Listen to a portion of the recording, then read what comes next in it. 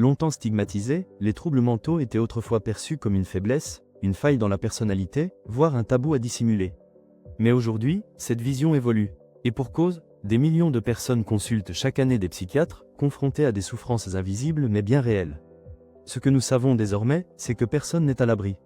Les troubles mentaux ne choisissent ni l'âge, ni le statut social, ni le niveau d'éducation. Ils peuvent toucher chacun d'entre nous parfois sans prévenir. Mais alors, qu'est-ce qui provoque ces troubles? Pourquoi certaines personnes y sont plus vulnérables que d'autres? Et surtout, quels sont les troubles les plus fréquents aujourd'hui? Selon la psychiatrie moderne, leur origine est multifactorielle. Des dysfonctionnements cérébraux ADN, des prédispositions génétiques, des environnements familiaux ou professionnels difficiles et même des questionnements existentiels liés au sens de la vie ou aux croyances personnelles. Dans cette vidéo, nous allons explorer ensemble quelques troubles mentaux les plus courants en les présentant avec clarté, nuance et humanité. Car mieux les comprendre, c'est déjà mieux accompagner ceux qui en souffrent ou peut-être mieux se comprendre soi-même. Bienvenue sur Émotion et Introspection, votre espace dédié aux parcours intérieurs, à la guérison et à l'écoute profonde.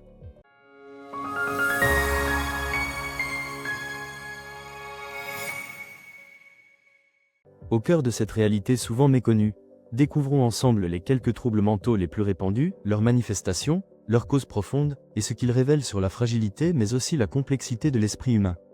La dépression, quand le silence devient trop lourd. La dépression est bien plus qu'un simple coup de blues. Elle s'installe insidieusement, parfois sans cause apparente, et transforme le quotidien en une épreuve. Les gestes les plus simples deviennent laborieux, se lever, manger, parler. Le monde perd ses couleurs, les émotions s'éteignent, et l'individu se replie sur lui-même, souvent dans une solitude glaçante. Elle peut être liée à des facteurs biologiques, comme un déséquilibre chimique dans le cerveau, mais aussi à des événements traumatisants, des pertes, ou un sentiment profond de vide existentiel.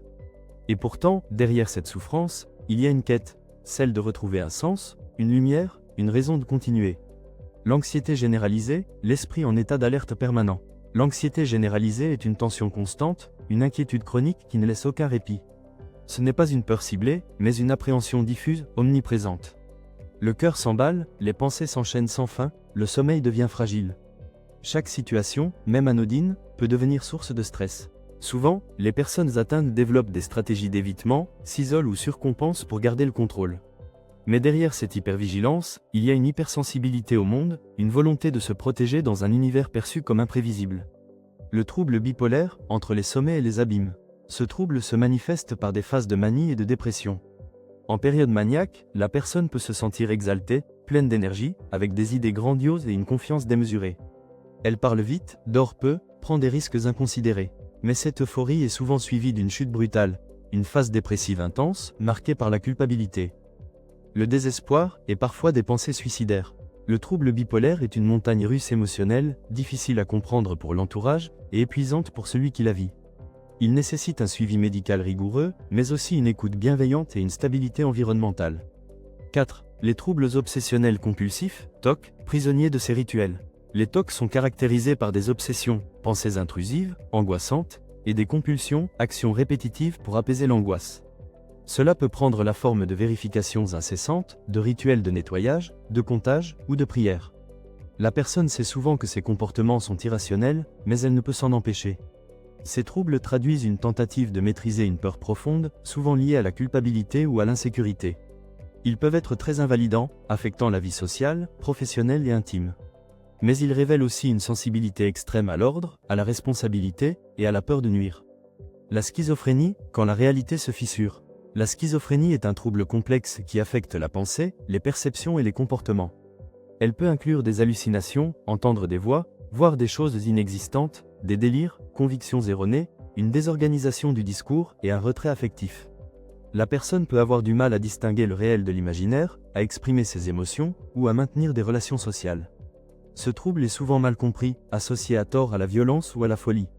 Mais en réalité, il s'agit d'une souffrance profonde, liée à une rupture dans la construction de soi et du monde. Avec un accompagnement adapté, certaines personnes parviennent à stabiliser leur vie et à retrouver une forme d'équilibre. Le trouble de stress post-traumatique, TSPT, les cicatrices invisibles.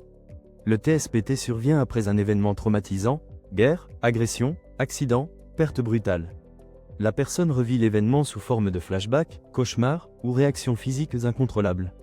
Elle peut éviter certains lieux, sons, odeurs ou situations qui rappellent le traumatisme. L'hypervigilance devient permanente, le sommeil est perturbé, et la confiance en soi et en autrui s'effondre.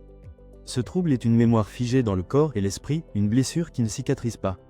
Mais il est aussi le signe d'une résilience mise à rude épreuve et d'un besoin urgent de réparation psychique. Le trouble du déficit de l'attention avec ou sans hyperactivité, TDAH, l'esprit qui court plus vite que le monde. Le TDAH se manifeste par une difficulté à maintenir l'attention, une impulsivité et parfois une hyperactivité motrice. Chez l'enfant, cela peut se traduire par une agitation constante, des oublis fréquents, une difficulté à suivre les consignes. Chez l'adulte, cela devient souvent un sentiment de dispersion, une difficulté à organiser ses pensées, à gérer le temps. Mais derrière ce trouble, il y a souvent une pensée rapide, intuitive, créative. Le TDAH n'est pas un manque d'intelligence, mais une autre manière de fonctionner, qui nécessite des ajustements, de la compréhension, et parfois un accompagnement thérapeutique. Les troubles de la personnalité des identités en quête de stabilité. Les troubles de la personnalité affectent la manière dont une personne perçoit elle-même, les autres et le monde. Ils sont durables, souvent enracinés dans l'enfance ou l'adolescence, et influencent les comportements, les émotions et les relations. Le trouble borderline, par exemple, se caractérise par une instabilité émotionnelle, une peur de l'abandon et des comportements impulsifs. Le trouble narcissique implique une quête de reconnaissance, une image de soi fragile derrière une façade de grandeur. Ces troubles ne sont pas des caprices, mais des réponses à des blessures profondes, souvent liées à des carences affectives ou des traumatismes précoces. Les troubles alimentaires, le corps comme champ de bataille. Les troubles alimentaires traduisent une souffrance intérieure qui s'exprime à travers le rapport au corps et à la nourriture. L'anorexie est une restriction extrême, souvent liée à un besoin de contrôle ou à une image de soi déformée. La boulimie alterne crise de suralimentation et comportements compensatoires, vomissements, jeûne. L'hyperphagie implique des prises alimentaires excessives sans compensation, souvent liées à une détresse émotionnelle. Ces troubles sont souvent associés à une faible estime de soi, à des traumatismes ou à une pression sociale intense. Mais ils révèlent aussi une lutte pour exister, pour se faire entendre, pour retrouver une forme de paix intérieure. Les troubles liés à l'usage de substances, l'évasion qui emprisonne. L'usage problématique de substances, alcool, drogue, médicaments, commence souvent comme une tentative d'évasion. Un moyen de calmer l'angoisse, de fuir la douleur, de retrouver un semblant de contrôle. Mais très vite, la dépendance s'installe et le produit devient une prison. Les relations se dégradent, le corps souffre, l'esprit s'embrouille. Ce trouble est souvent lié à des traumatismes, à une détresse psychique profonde ou à un environnement toxique. Mais il est aussi le reflet d'un besoin de réconfort, d'un appel à l'aide que la société peine à entendre. Les troubles mentaux ne sont pas des faiblesses. Ce sont des réalités complexes, profondes, souvent silencieuses, mais terriblement humaines. Derrière chaque symptôme, il y a une histoire. Derrière chaque trouble, une personne qui lutte, qui cherche à se comprendre, à se reconstruire, à exister autrement.